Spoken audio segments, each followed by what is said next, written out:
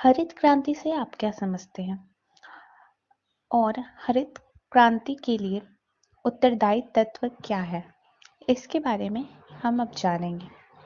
भारत में कृषि विकास के इतिहास में सबसे महत्वपूर्ण कदम चतुर्थ योजना के प्रारंभ में हरित क्रांति के नाम से उठाया गया था, जिसके परिणाम स्वरूप खाद्यान्न उत्पादन आश्चर्यचकित गति से बढ़ा है।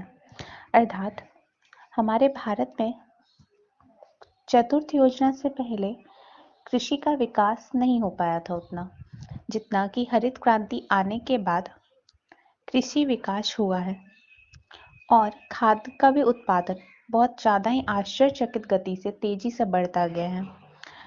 इसलिए हरित क्रांति को हम उत्पादन तकनीक को सुधारने एवं कृषि उत्पादन में वृद्धि करने का एकमात्र साधन भी कह सकते हैं।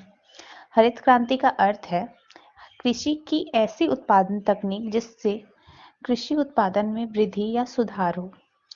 इस प्रकार हरित क्रांति में मुख्य रूप से दो बातें आती हैं। एक तो उत्पादन तकनीक में सुधार होना, दूसरा कृषि उत्पादन में वृद्धि होना। उत्पादन तकनीक में सुधार हल के स्थान पर ट्रैक्टर से जुताई, मानसून पर निर्भर न होकर ट्यूबवेल से सिंचाई करने की व्यवस्था, उपज को जानवरों के पैरों से अलग न करके थ्रेशर मशीन का उपयोग करने आदि से।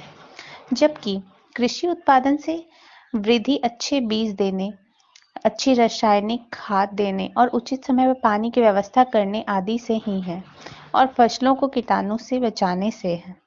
भारत में हरित क्रांति का शुभारंभ सबसे पहले स्वर्गीय प्रधानमंत्री श्री लाल बहादुर शास्त्री ने किया था, जिन्होंने जय जवान जय किसान का नारा भी दिया है।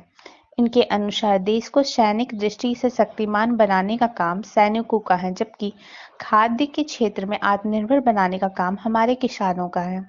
हरित क्रांति की शुरुआत कोई एकदम नवीन नहीं है, यह तो विभिन्न योजनाओं का परिणाम है जो कई वर्षों पूर्व चलाया गया था। हरित क्रांति के मुख्य उत्तरदायी तत्व सरकार की कृषि के संबंध में यह नीति है कि उन्नत बीजों का उपयोग किया जाए। सरकार के द्वारा ऐसी नीति लाई गई है जिसमें उन्नत बीज और रासायनिक खादों का प्रयोग कर खाद्य में वृद्धि की जाए। इसके साथ ही आधुनिक मशीन व नए उपकरणों को काम में लाया जाए और इससे सिंचाई की सुविधाएं बढ़ाई जाए।